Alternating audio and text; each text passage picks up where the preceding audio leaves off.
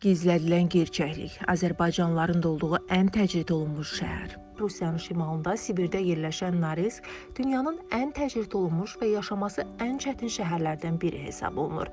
Ağır sənaye və mədəncilik fəaliyyəti ilə tanınan bu şəhər eyni zamanda sərt iqlimi və uzun müddət davam edən qaranlıq qış ayları ilə seçilir. Bütün bu amillər Norilskin dünyanın ən depressiv şəhəri kimi tanınmasına səbəb olur. Çətin iqlim şəraiti. Norilsk dünyanın ən şimalında yerləşən şəhərlərdən biridir. Burada qış mövsümü təxminən 8 ay davam edir və temperatur 30 dərəcədən aşağı enir. Qış boyunca şəhər demək olar ki, tamamilə qarla örtülür. Qütb gecəsi adlanan dövrdə isə Norilskdə təxminən 2 ay ərzində günəş ümumiyyətlə görünmür. Uzun sürən qaranlıq və sərt soyuq hava şəraiti şəhər sakinlərinin psixologiyasına ciddi təsir göstərir.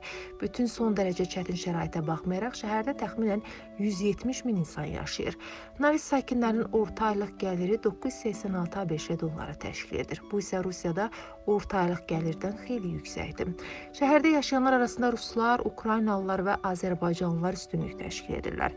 Norilskdə daimi yaşayışın əsasını qoyan məskunlaşma prosesi keçən əsrin 1920-ci illərindən etibarən başladı. SSR ağır sənayenin inkişafı və qiymətli metalların hasilatı üçün nikelə ciddi ehtiyac duyurdu və bu ehtiyac burada istehsalın başlanmasını zəruri etdi. Şəhərdə ilk müvəqqəti taxta tikili 1921-ci ildə salındı. 1930-cu illərdə isə xalq düşməni adlandırılan 10 minlərlə məhkum insan yaşamına uyğun olmayan Norilskə göndərildi. Bu məhkumların əksəriyyəti zavodların inşasında işlədildi. Həmin zavodlar qiymətli metalların istehsalı üçün nəzərdə tutulmuşdu. Təxminən 50 dərəcəyə çatan şaxtalı havada işləməyə məcbur edilən bu insanlar arasında aclıq və soyuqdan ölənlərin sayı çox idi. İlk il ərzində məhkumların demək olar 90%, təxminən 150 min nəfər həyatını itirdi. Yaranan boşluğu doldurmaq üçün SSR rəhbərliyi ölkənin müxtəlif bölgələrindən yeni məhkumları Norilskə göndərməyə başladı. Norilsk dağ mədən kombinatının tikintisi əsasən məhkumların əməyi sayəsində qısa müddətdə tamamlanaraq istifadəyə verildi. 1942-ci ildə şəhərdə nikel istehsalına rəsmi olaraq start verildi. İkinci Dünya müharibəsi başa çatdıqdan sonra da Norilskdə yalnız məhkumların çalışdığı böyük həbs düşərgəsi mövcud idi. Davamlı olaraq ağır şəraitdə yaşayan və bu dözülməz həyatdan bezən məhkumlar 1953-cü ilin yayında Stalinin ölümündən bir neçə ay sonra kütləvi üsyana qalxdılar.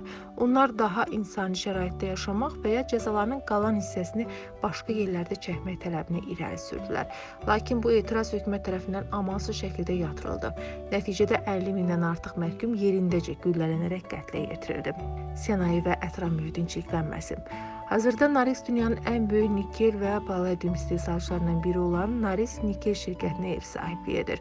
Bu geniş miqyaslı sənaye fəaliyyəti şəhərin hava keyfiyyətinə ciddi şəkildə mənfi təsir göstərir. Nikel zavodu hər il 2 milyondan artıq zəhərli qaz buraxır. Dünyada hava çirkliyi səviyyəsinin ən yüksək olduğu şəhərlərdən biri kimi tanınır və bu vəziyyət insanların sağlamlığına və ümumi həyat keyfiyyətinə mənfi təsir edir. Nəticədə Norilskdə orta ömür müddəti cəmi 59 ildir. Halbuki bu göstərici ölkə üzrə orta hesabla 69-dur. Təcrid və sosial şərait. Norilsk avtomobil yolları ilə digər şəhərlərlə birləşməyən, tamamilə təcrid olunmuş bir yaşayış məntəqəsidir. Buraya yalnız təyyarə ilə və ya qış aylarında donmuş çaylar üzərindən çatmaq mümkündür. Bu təcrid olunmuş həyat tərzi şəhərdəki sosial münasibətlərə də mənfi təsir edir. Şəhər sakinlərinin əksəriyyəti burada məcburi iş üçün yaşayır. Bu çətin şəraitdə depressiya və psixoloji problemlər geniş yayılıb. Bütün bu çətinliklərə baxmayaraq Norilsk sakinləri ağır şəraitdə yaşamağı bacaran güclü bir cəmiyyət formalaşdırıblar.